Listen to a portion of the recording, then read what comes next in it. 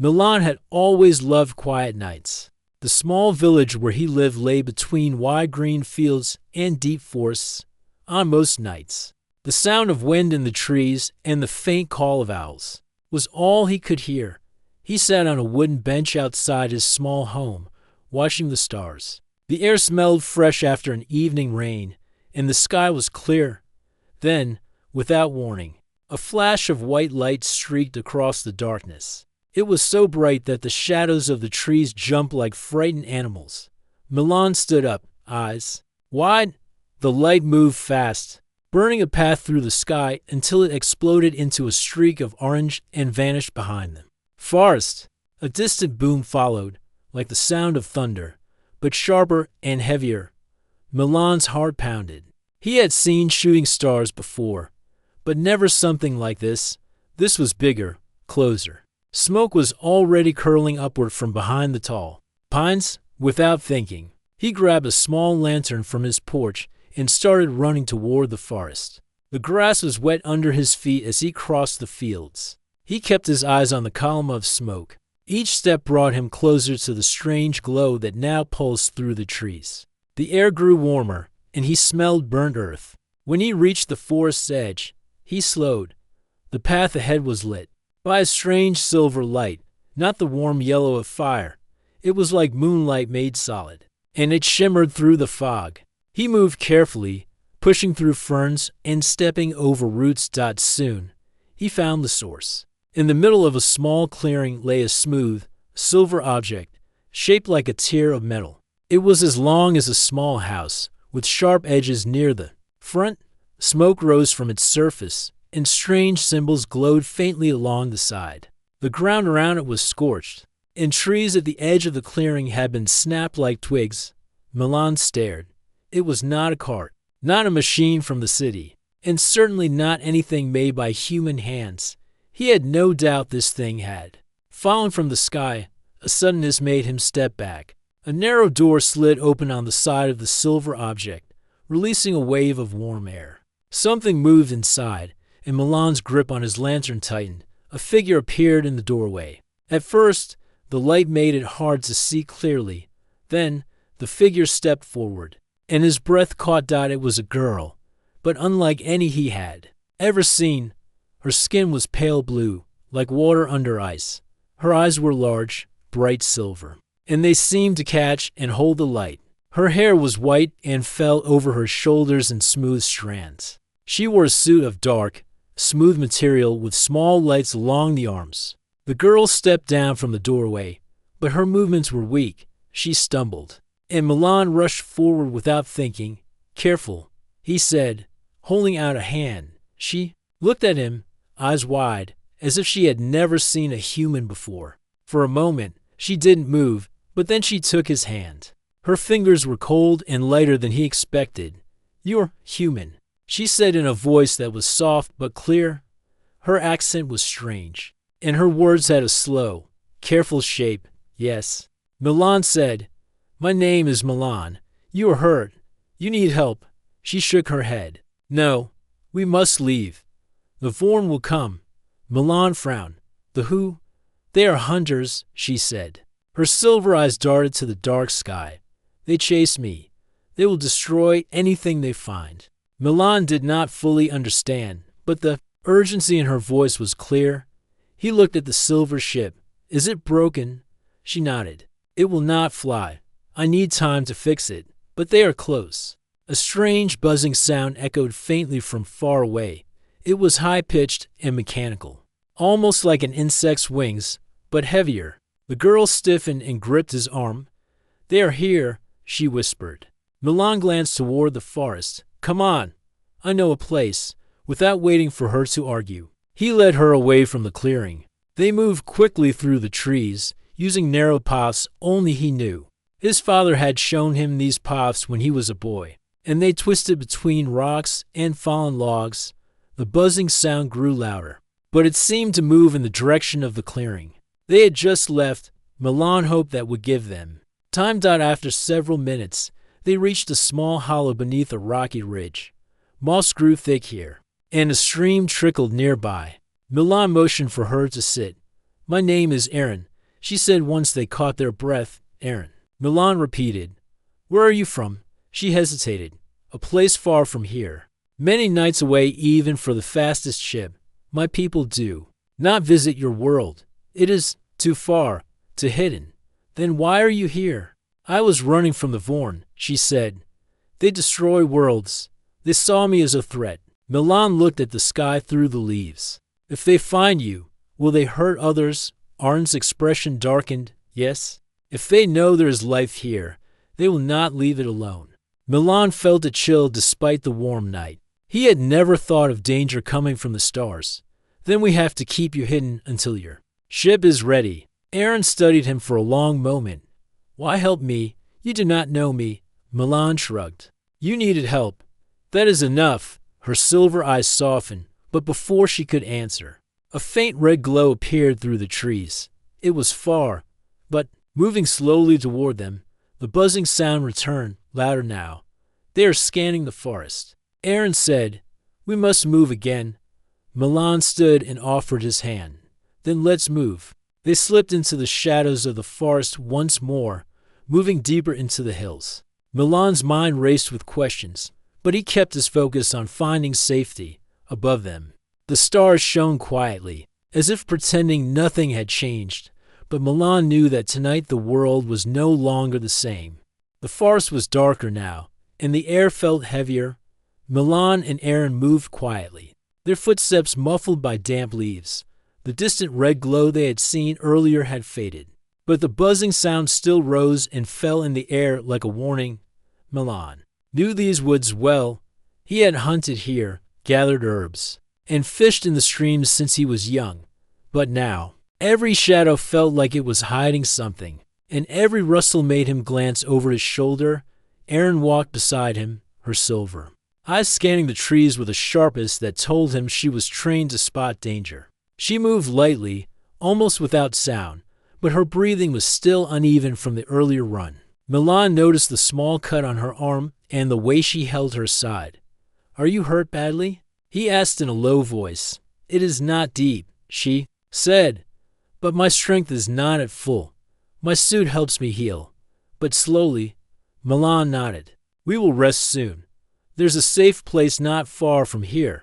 The path narrowed, twisting between tall rocks. The moonlight reached them in broken beams, and the air smelled of wet stone.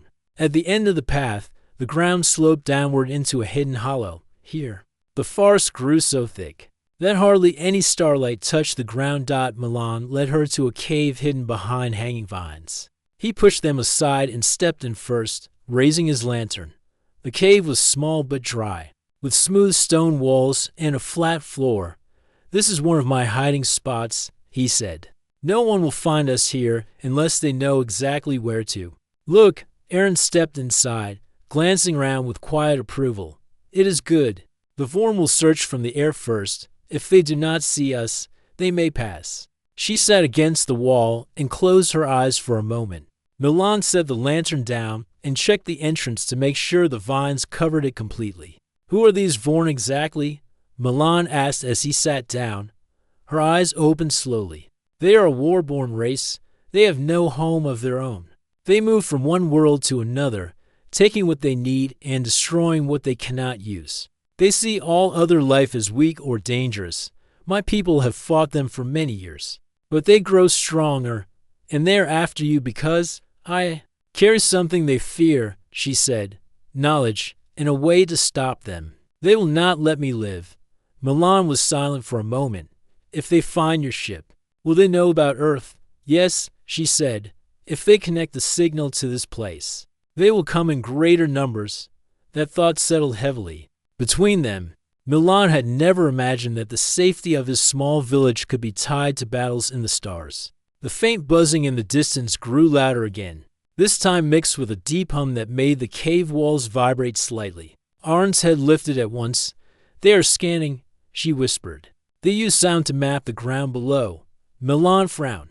Then we should not stay here too long. Aaron looked at him seriously.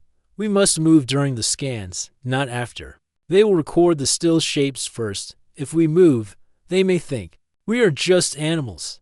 Milan nodded and stood. I know a stream that runs under thick trees. The water will help hide our heat, if they can sense that." Her eyes brightened slightly. "You understand without me explaining much. You are quick to learn." They left the cave and moved toward the sound of water. The buzzing rose and fell. Above them, sometimes close enough that Milan felt the hair on his arms stand on end. Once, a shadow passed over the moonlight, long and sharp, moving fast. Aaron pressed her back against a tree and held her breath until it passed. When they reached the stream, Milan stepped in without hesitation. The water was cold, but the bottom was smooth. They moved along the shallow bank, staying under the cover of thick branches. Aaron glanced at him. "If they do not find me tonight, they will not stop. They will circle back again. They can wait for days. Then we will wait longer," Milan said. Her gaze lingered on him, as if trying to measure the truth in his voice. "Most would run. The other way. I have never run from someone who needed help," he said simply. For a moment, she said nothing. Then she gave a small nod and looked ahead. The stream curved, leading them deeper into the forest. The sound of the scanning machines faded, replaced by the normal noises of night, frogs, crickets. The wind in the leaves. Milan slowed his pace, listening carefully. "We may be clear for now," he said, "but I think we should head toward the old watchtower. From there, we can see if they are still searching." "The higher ground will help," Aaron agreed, "but we must move carefully. If they see us climbing, it will be easy to track." They followed the stream until it met a rocky slope. Milan found a narrow path that wound upward, and they began to climb. The moonlight spilled over the treetops now, giving them a better view of the land below. When they reached the watchtower, its wooden frame stood silent against the night sky. It was old, built generations ago to watch for forest fires, but it still stood strong. Milan led the way up the ladder, testing each step before putting weight on it. From the top, the view was wide. The forest stretched in every direction, and far to the east, a faint red glow still marked the place where Arn's ship had fallen. Aaron looked through a small device she carried, scanning the sky. "They are still near the crash site," she said. "That is good for us. They believe I am close to my ship." Milan leaned on the railing. "Then we have time to plan. We cannot just keep running forever." Her silver eyes met his. "You speak as if you will fight with me." "I will," he said without hesitation. "If the Vorn are a danger to this world, then they are my problem too." Something in her expression softened at those words. She looked out over the forest again, but her voice was quieter now. "You are not like the others I have met in my travels." Milan gave a small smile. "Maybe that is why I am still alive." The night wind swept past the tower, carrying the scent of pine and distant smoke. Somewhere far below, an owl called. The moment was calm, but Milan knew it would not last. Far in the east, beyond the glow of the crash site, another light flickered, faint but moving. It was not the steady light of the Vorn's machines. This one blinked like a signal. Aaron lowered her device slowly. "That is not Vorn," she said. "It might be help, or it might be a trap." Milan's jaw tightened. "Either way, we need to find out." The first sign of trouble came as a dull roar in the distance. Milan and Aaron were still on the watchtower, watching the faint blinking light to the east, when a second sound joined it, sharp cracks like distant thunder. Arn's head turned sharply. "That is not a signal anymore. That is weapons fire." Milan leaned over the railing, scanning the horizon. "It's coming from the village," he said. His stomach tightened. The village was where his friends and neighbors lived. If the Vorn had moved from the crash site, it meant they were no longer only after Aaron. "We have to move," Milan said, already climbing down the ladder. Aaron followed, though her movements were slower. "If the Vorn are attacking your people, they will not stop until nothing remains." Milan's boots hit the ground, and he set off at a run. The forest blurred around him as he pushed himself faster, the cold night air stinging his face. Aaron kept up as best she could, her strange suit giving her light, quick steps even over roots and rocks. The sounds grew louder, the roar of engines, the crack of weapons, and now, the terrible sound of people shouting in fear. The glow on the Horizon was no longer the faint red of the crash site. It was brighter, orange and alive, flickering against the night sky. When they reached the edge of the forest, Milan's worst fear was confirmed. Parts of the village were burning.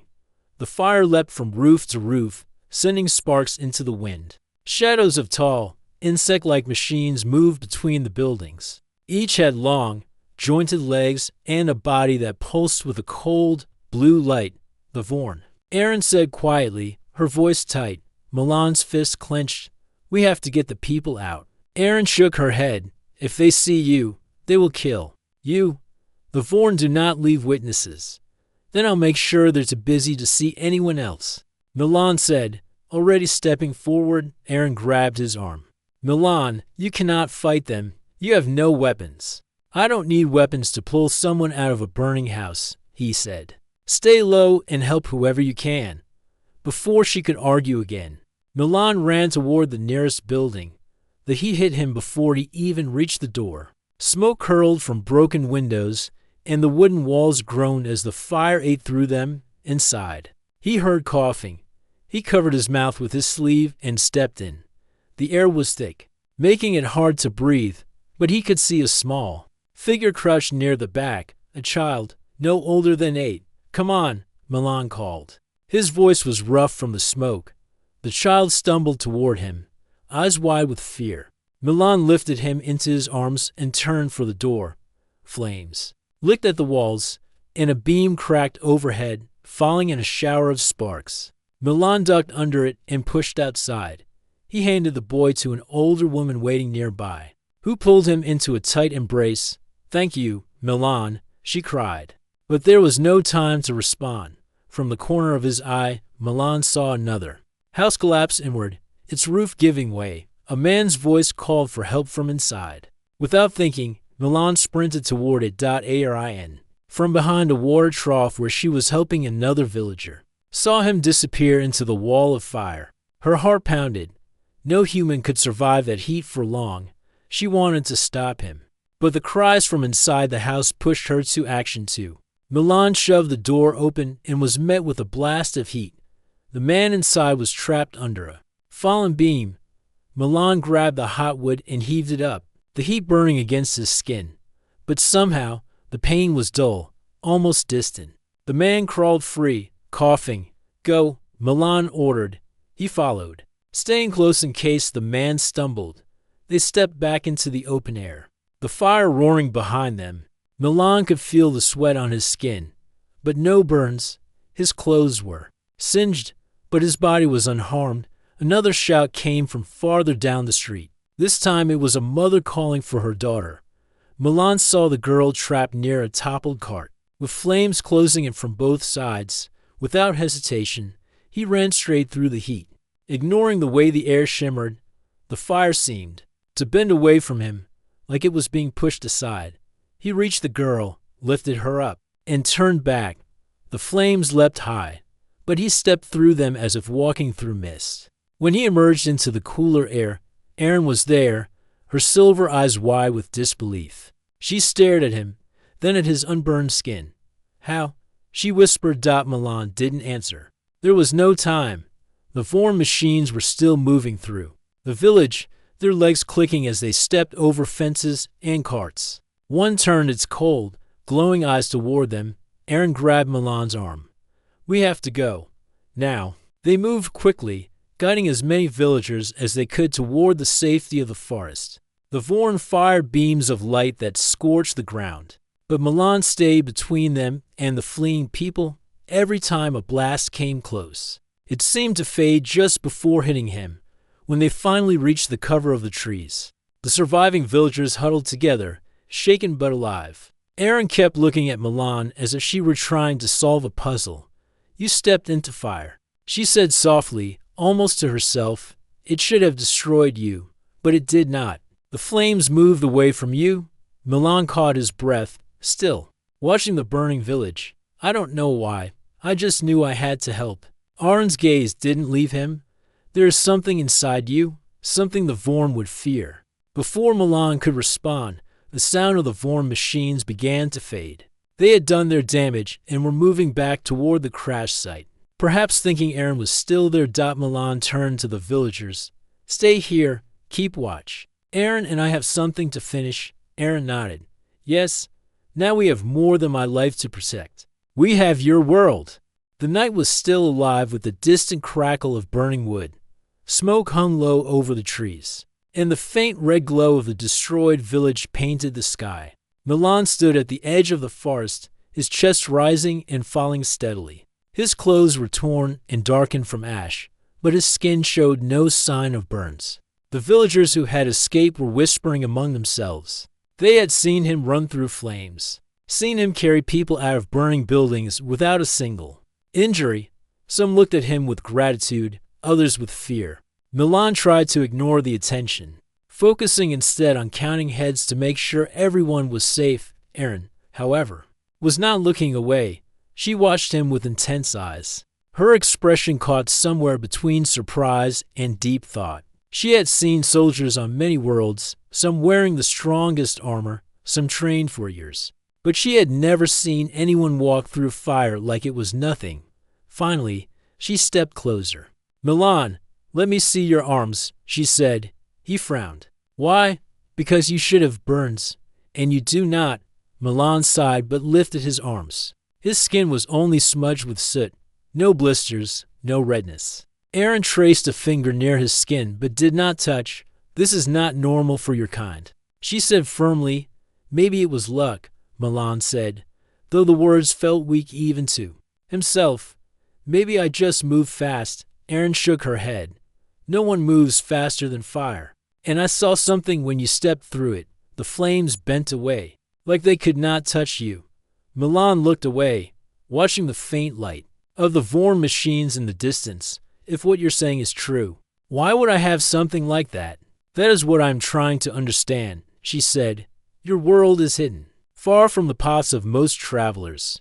But there are stories in the galaxy of ancient beings who left traces of their power. In certain races, it is rare, but it exists. Before Milan could ask more, the buzzing sound returned, faint but approaching.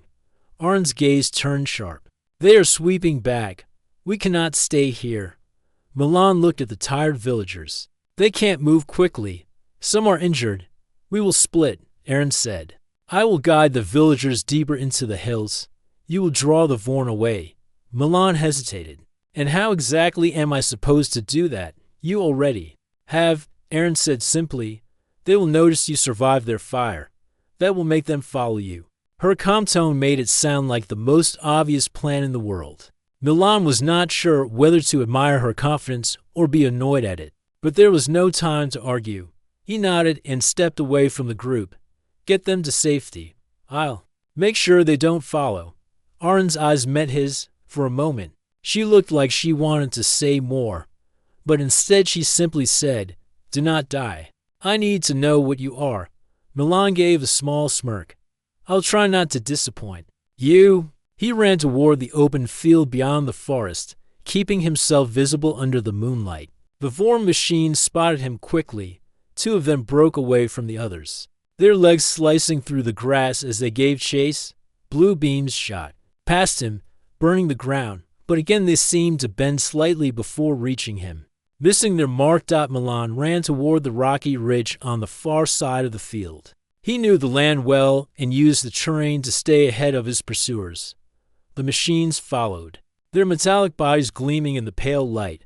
When he reached the ridge, he climbed quickly, slipping into a narrow gap between the rocks. The machines tried to follow, but their legs could not fit.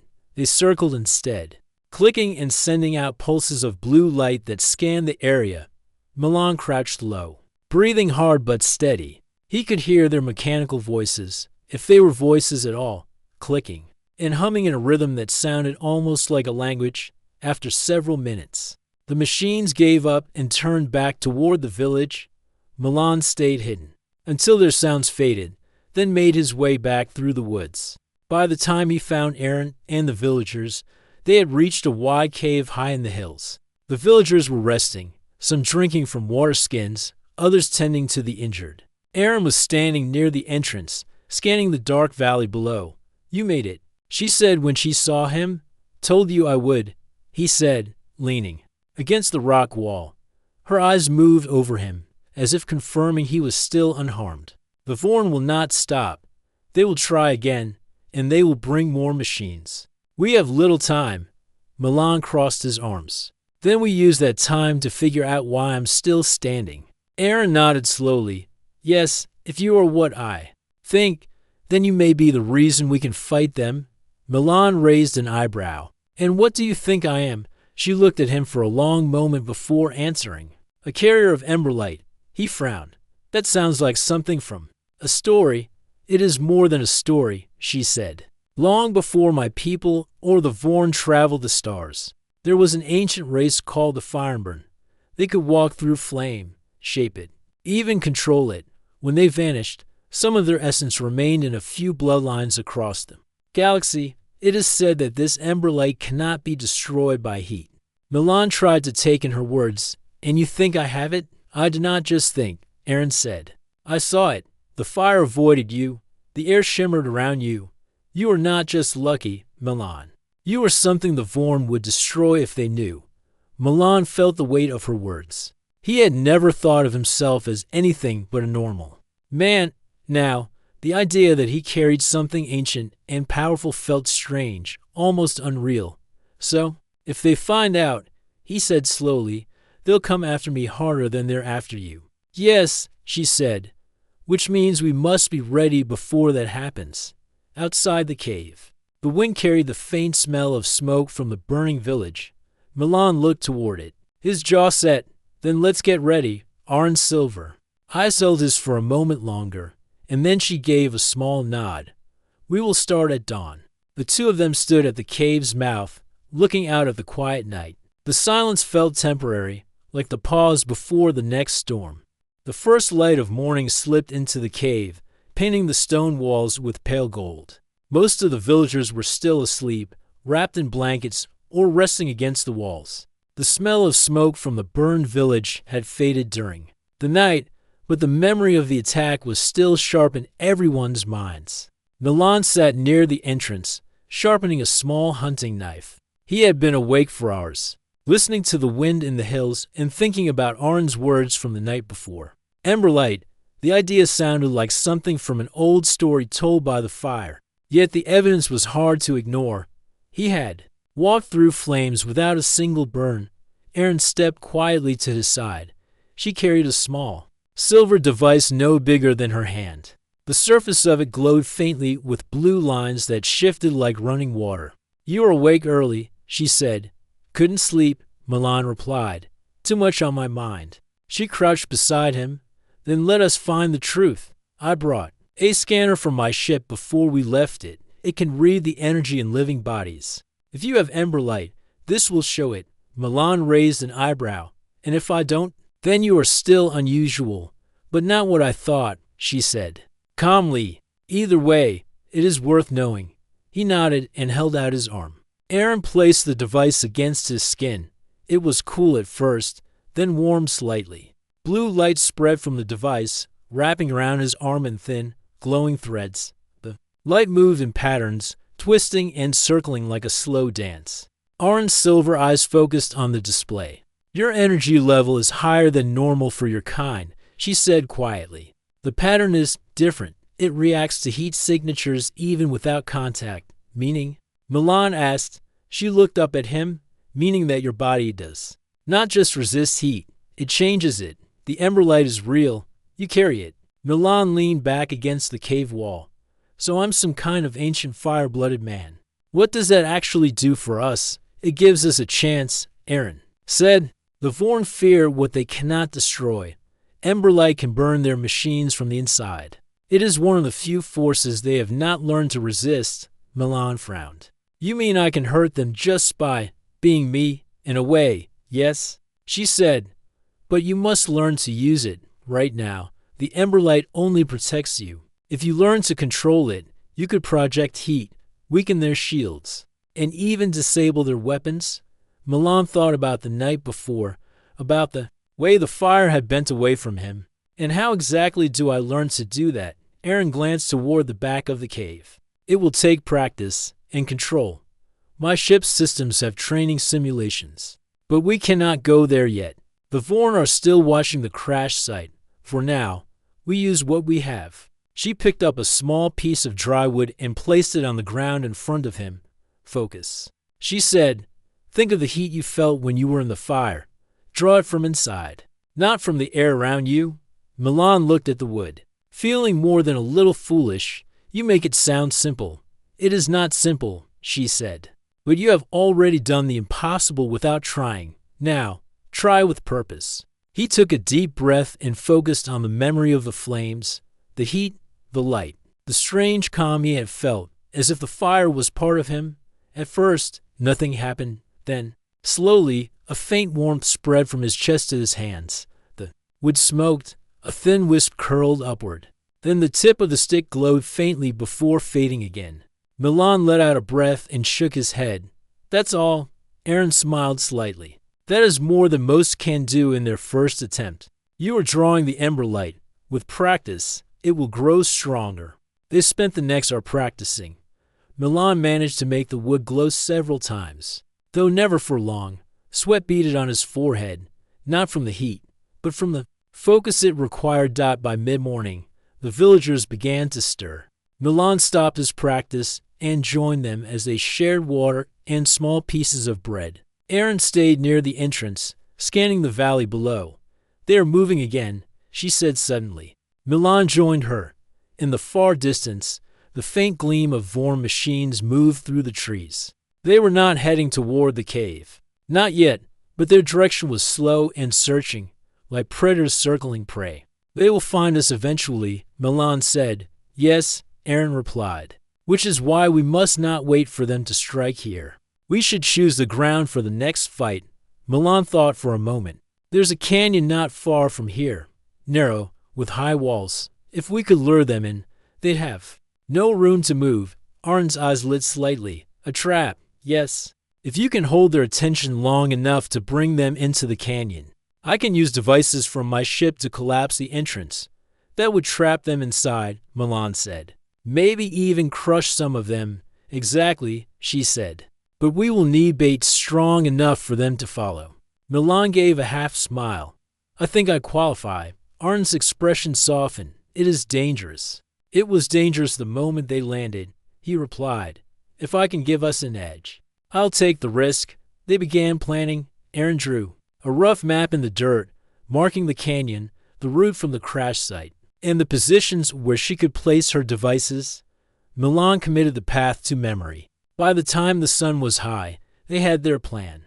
That night, they would move toward the crash site, plant the devices, and be ready for the next Vorn sweep. As the villagers rested, Aaron and Milan stepped outside the cave. The wind in the hills carried the scent of pine and earth. The world felt calm, but both of them knew it was only the quiet before the storm. Aaron looked at him seriously. If we fail, the Vorn will find this cave. They will kill everyone here. You must not think only of bravery. Think of precision. Make them follow you, but do not let them surround you. Milan nodded. I'll get them into that canyon. You just make sure it comes down when it should. She held his gaze for a moment longer, then gave a small nod. At dawn tomorrow, we begin. Milan looked out over the hills, his mind turning over the plan again and again. He could feel the ember light in him now, like a quiet warmth deep inside. If it truly was the key to defeating the Vorn, he would use it, not just for Aaron, but for everyone who called this world home. The night was cold, and the moon shone faintly through drifting clouds. Milan moved quietly through the trees, each step careful to avoid dry twigs and loose stones. Aaron followed close behind, carrying two small cases filled with the devices. From her ship, every so often, she would stop to scan the area, her silver eyes glowing softly in the dark. They had left the cave before the villagers woke. Milan carried only what he needed, a small pack of water, a knife, and the strange warmth of the ember light inside him. Their goal was simple but dangerous: lure the Vorn into the canyon and trap them inside. When they reached the first ridge overlooking the crash site, Milan crouched low, below. Half hidden in the trees, the broken shape of Arn's ship rested. Like a wounded animal. Round it, Pale lights from Vorn machines swept back and forth. Scanning the ground, "They are searching for me," Aaron whispered. "They still believe I am near the ship. Then we give them a reason to think I'm with you," Milan said. Aaron opened one of the cases and began placing the small devices on the ground. Each one was no bigger than a stone, with a ring of blue light around its center. She pushed them into the soil and covered them lightly with dirt.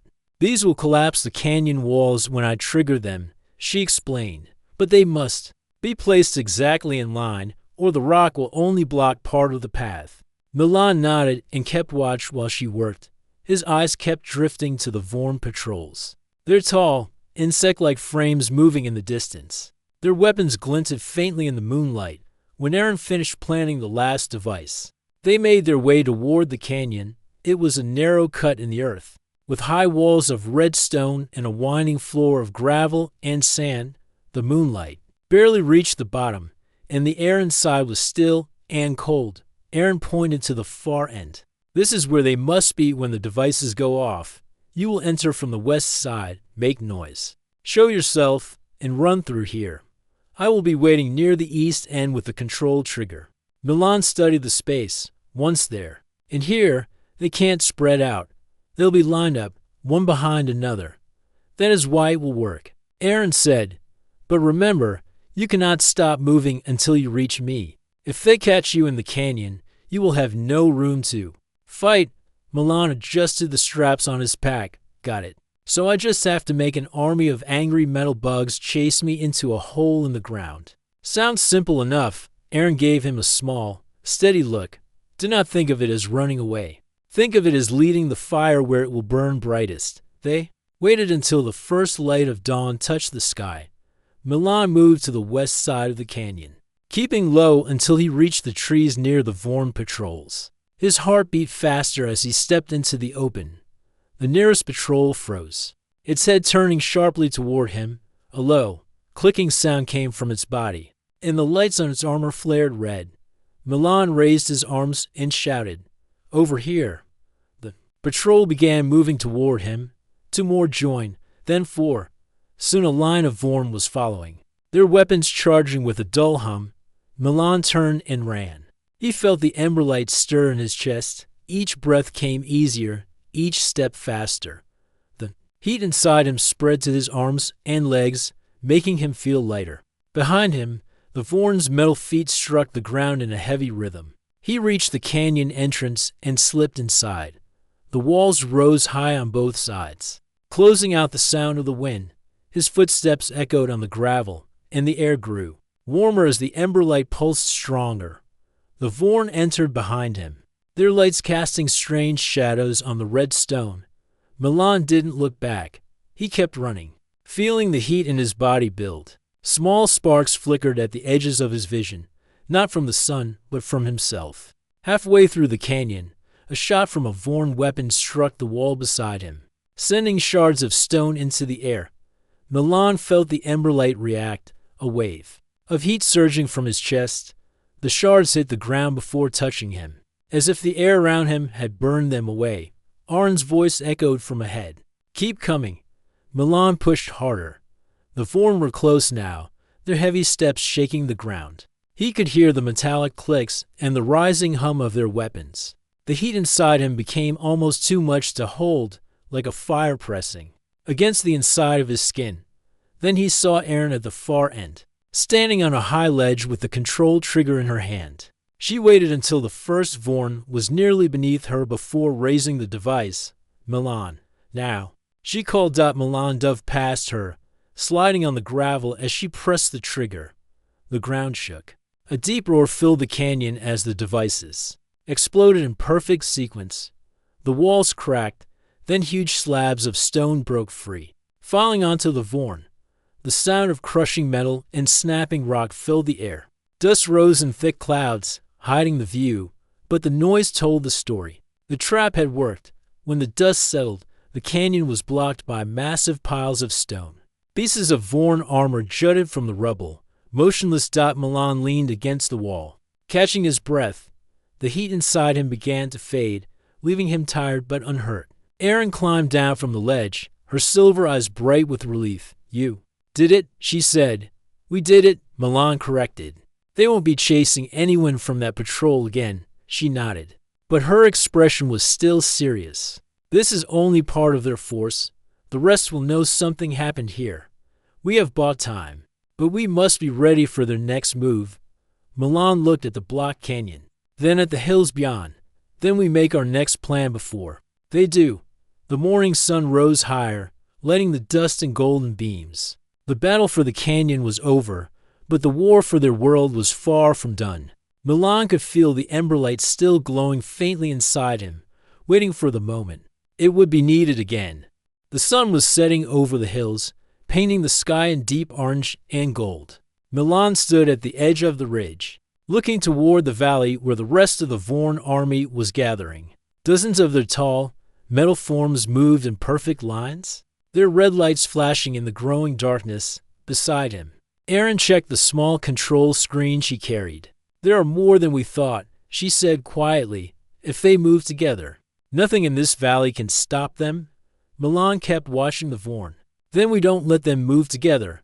We split them up, break their line, and hit them where they're weakest. Erin shook her head. That would take more than traps. We do not have time to set more devices. Milan looked down at his hands. He could feel the ember light inside him again, warmer and stronger than before.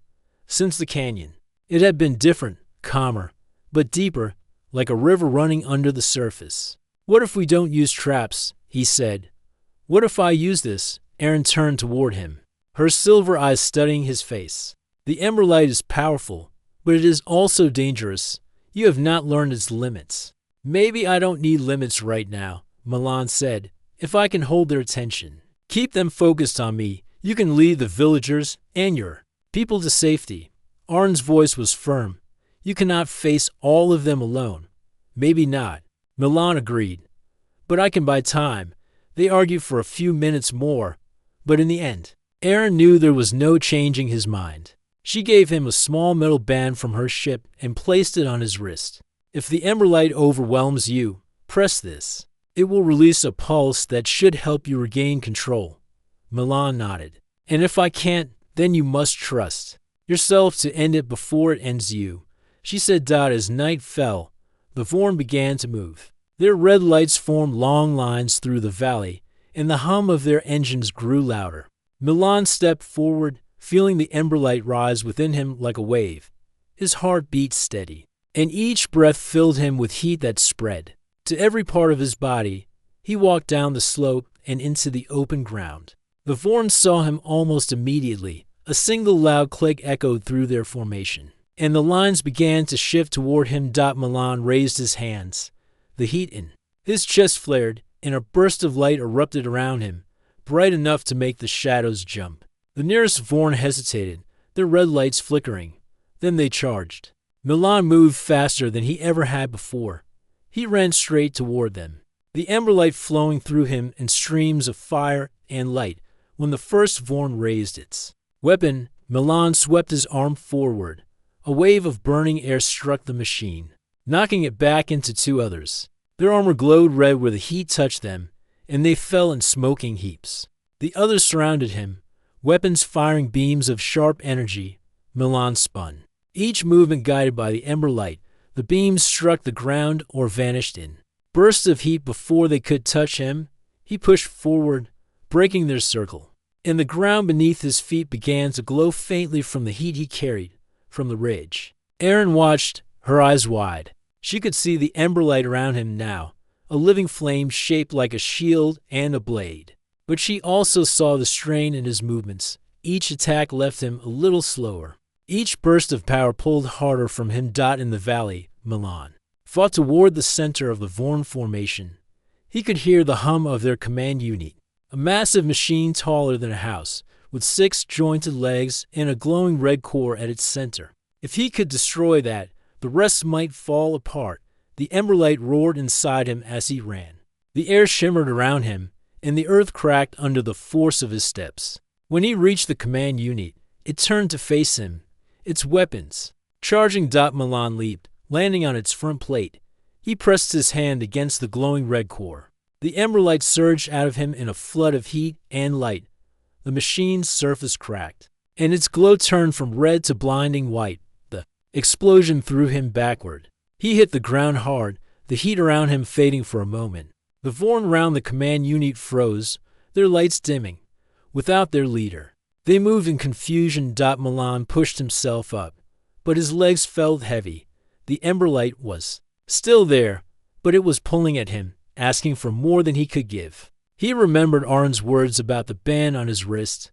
His hand hovered over it, then stopped. He stood, letting the ember light grow one last time. The heat became almost painful, but he held it. He focused on the remaining Vorn, their metal bodies still moving in uneven lines. He raised both hands, and the ember light poured out in a single, blinding wave that swept across the valley. When the light faded, the Vorn were gone. Only smoking metal and silent ground remained. Milan sank to one knee, breathing hard. The ember light inside him dimmed, finally quiet. Erin ran down the slope to him. "You are still here," she said, relief clear in her voice. "Still here." He answered with a tired smile. The villagers and the few survivors from Arn's crew began to gather. They looked at the broken Vorn machines, then at Milan, for the first time in weeks. The valley was silent. Erin stood beside him, looking at the sky where the stars were beginning to appear. "You have changed the path of this fight," she said. "The Vorn will not return here soon." Milan looked at his hands, then at the dark horizon. "Maybe, but if they do, I'll be ready." The ember light stirred faintly inside him, not as a burning fire now, but as a steady, quiet glow.